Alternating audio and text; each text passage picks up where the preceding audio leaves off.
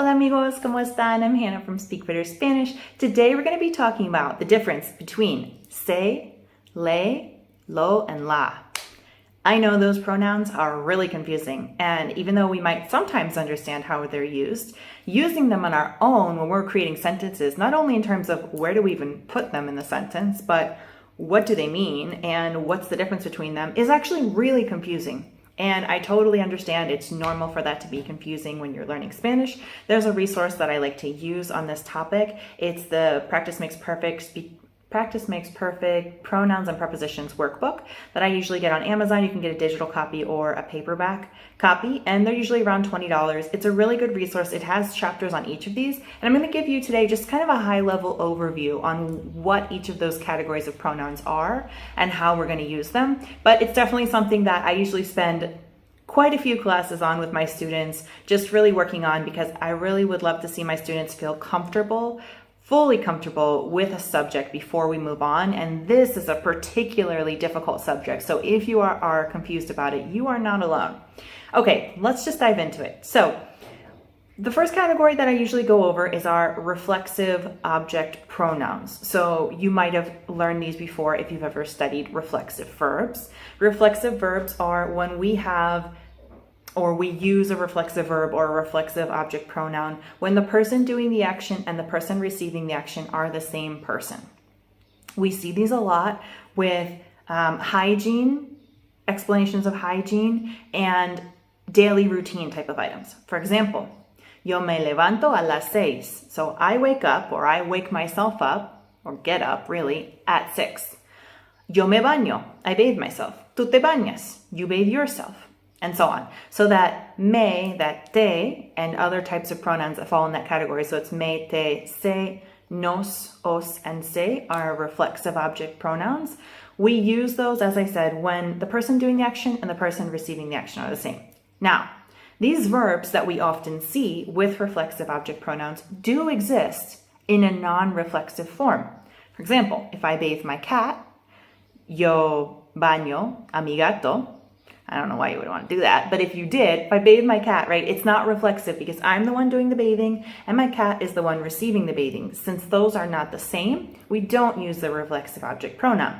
That doesn't mean that bañarse doesn't exist as a reflexive verb. It just depends on the context as to when we would need to put those reflexive object pronouns in. So that's the first category, reflexive object pronouns. Remember, person doing the action, person receiving the action are the same. Me te se, nos os se.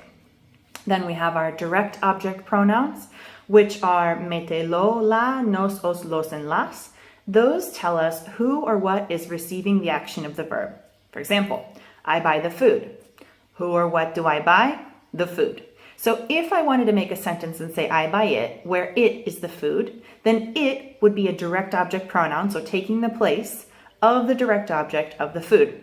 Now we can have different types of direct objects. Obviously, we can have singular, plural, we can have people, we can have things, and based on that, we'll choose between the pronouns me, te, lo, la, nos, os, los, and las. And we're usually going to put these pronouns, the same as the reflexive pronouns, we're going to put them before our conjugated verb most of the time. There are a few situations where we will attach to the end of a verb, but we're going to talk about that at the end of this video. All right. The next category that we talk about is the indirect object pronouns. So these tell us to whom or for whom. These are not super common, but we do see them from time to time. Sometimes we'll see them together with direct object pronouns, sometimes on their own.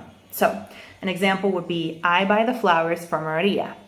So if I say I buy it for her, then it is the direct object pronoun taking the place of the flowers, which is who or what is being verbed.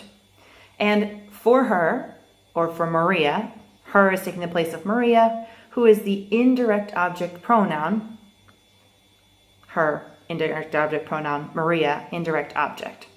So that would look like, we're going to put our indirect object pronoun first, then direct object pronoun, then verb. So, and this changes. All right, so when we have the double object pronoun, so both indirect and direct in the same sentence, if the indirect object pronoun, which is me, te, le, nos, os, and les, if it's le or les, we change it to se when it's followed by a direct object pronoun. So, se las compro. Las being las flores, the flowers, se being for Maria, her, and compro being I buy. I get it. That is a lot. That's a lot of information. It's a lot of categories. They sound similar. It's confusing. I know.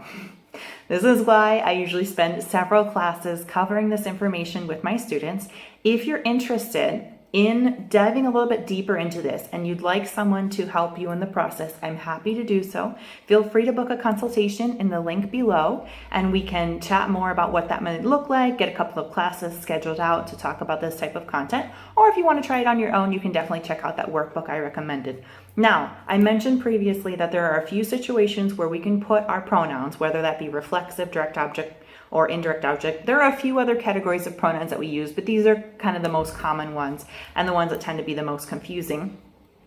We can put those actually attached to our verb, and that happens in 3 scenarios. First scenario, we have an infinitive verb. Why would we have an infinitive verb in the sentence? If we have 2 verbs in a row, we conjugate the first verb, we leave the second verb in the infinitive. This happens regardless of pronouns, right? This is a general rule in Spanish. When we happen to have this category, we can either attach the pronoun to the end of the infinitive or we can place it before the conjugated verb. For example, yo quiero comprarlo. Yo lo quiero comprar. I want to buy it. Both are acceptable. You will hear a lot of native speakers attaching.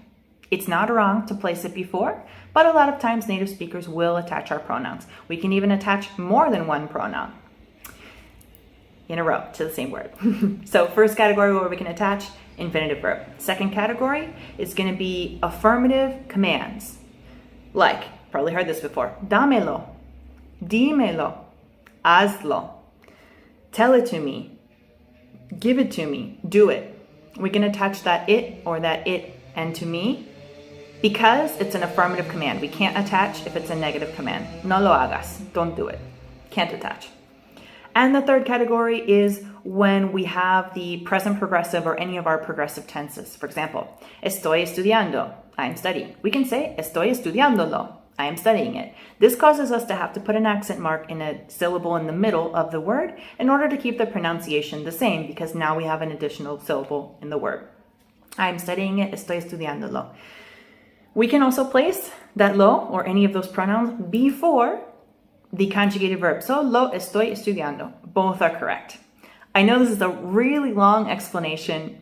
Don't worry. If it sounds confusing, it is. And it just takes practice like anything. The more that you practice it, the more comfortable you'll get, the easier it'll come. And it might feel a little overwhelming, but that's very normal. You can work through the workbook or feel free to schedule a consultation with me and we can chat more about it. Thanks for watching, guys.